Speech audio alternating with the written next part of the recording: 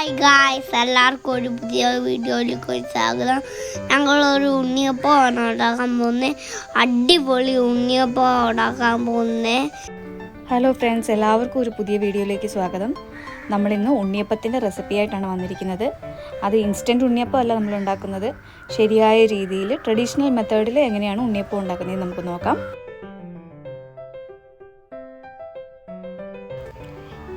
ഈ ഗ്ലാസിൻ്റെ അളവാണ് ഞാൻ പറയുന്നത്. ഈ ഗ്ലാസ്സിന് ഒരു 3 ഗ്ലാസ് അരി ഞാനിവിടെ നന്നായിട്ട് കഴുകിയിട്ട് കുതിരാനായിട്ട് വെച്ചിട്ടുണ്ട്. ഒരു 2-3 മണിക്കൂർ നമുക്കിത് കുതിരാനായിട്ട് വയ്ക്കാം. ഞാൻ തലേദിവസമാണ് ഇത് റെഡിയാക്കി വെക്കുന്നത്.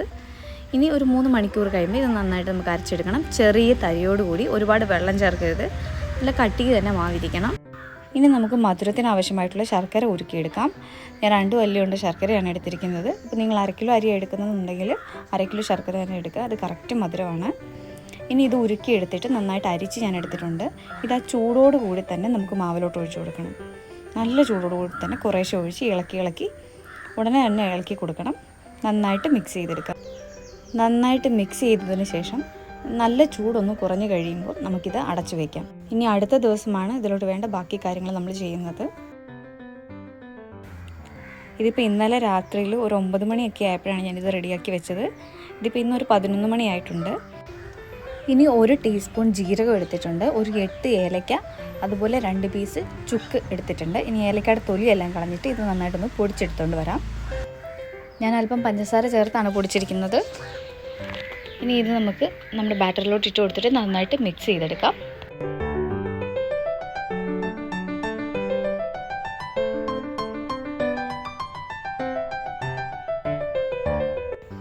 ഇനി നമുക്ക് പഴമാണ് വേണ്ടത്. ഞാനൊരു 8 പാളയംകുടം പഴം എടുത്തിട്ടുണ്ട്.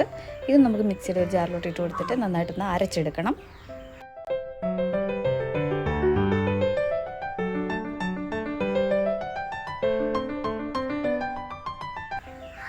ഇനി അരച്ചെടുത്ത പഴം മൊത്തം നമുക്ക് ഇതിനകത്തോട്ട് ചേർത്തിട്ട് നന്നായിട്ട് മിക്സ് ചെയ്തെടുക്കാം.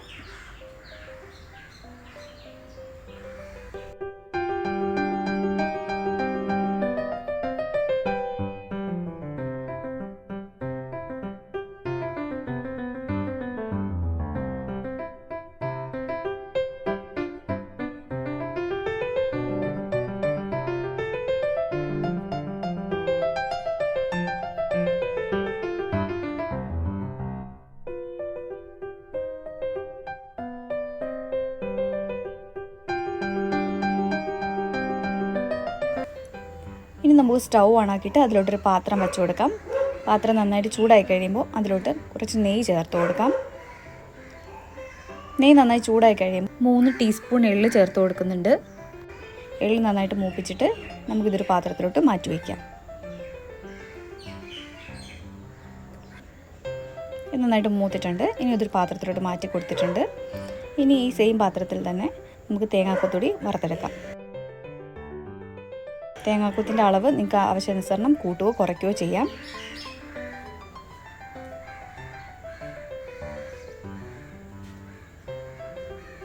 തേങ്ങാക്കൊത്ത് ഇവിടെ മൂത്ത് വന്നിട്ടുണ്ട്. ഇത് നമുക്ക് വേറൊരു പാത്രത്തിലോട്ട് മാറ്റി കൊടുക്കാം. ഇനി നമുക്ക് നമ്മുടെ ബാറ്ററിൻ്റെ അകത്തോട്ട് ഈ എള്ള് മൂപ്പിച്ച് വെച്ചത് ചേർത്ത് നന്നായിട്ട് മിക്സ് ചെയ്യാം. ഈ കൂടെ തന്നെ നിങ്ങൾക്ക് തേങ്ങാക്കൊത്തും ചേർക്കാവുന്നതാണ്. ഞാൻ ഈ തേങ്ങാക്കൊത്ത് ചേർക്കാതെ കുറച്ചുണ്ടാക്കുന്നുണ്ട്. അപ്പോൾ അതുകൊണ്ട് എള്ളിട്ട് മിക്സ് ചെയ്തിട്ട് കുറച്ചെടുത്ത് മാറ്റിയതിന് ശേഷമാണ് തേങ്ങാക്കൊത്ത് ഇടുന്നത്.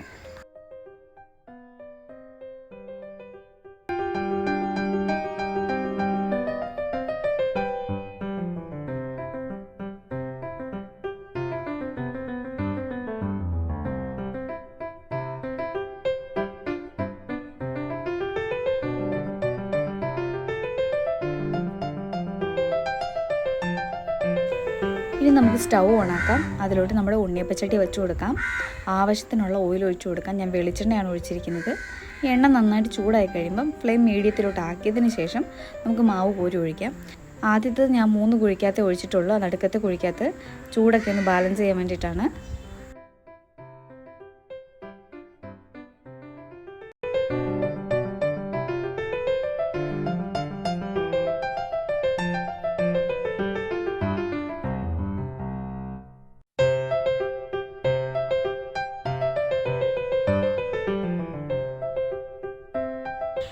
നമ്മുടെ ഉണ്ണിയപ്പം ഇവിടെ റെഡി ആയിട്ടുണ്ട്. നമുക്കിത് കോരിയെടുക്കാം.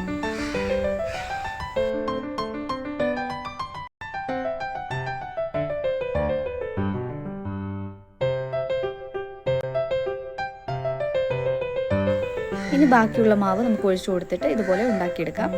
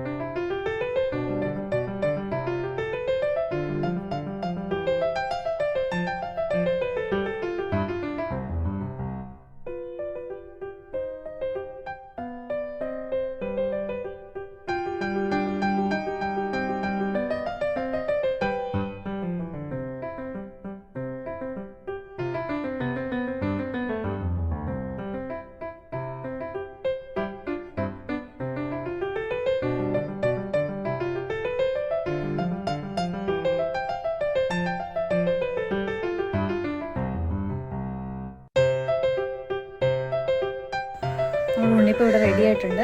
നമുക്കിനി ഇതെല്ലാം കോരിയെടുക്കാം. നിങ്ങൾക്ക് കാണുമ്പോൾ തന്നെ മനസ്സിലാവും എത്ര സോഫ്റ്റ് ആയിട്ടുള്ള ഉണ്ണിയപ്പമാണ്. നിങ്ങളെല്ലാവരും ട്രൈ ചെയ്ത് നോക്കണം. എല്ലാവരും ഉണ്ടാക്കി നോക്കണം. അടിപൊളിയാണ്.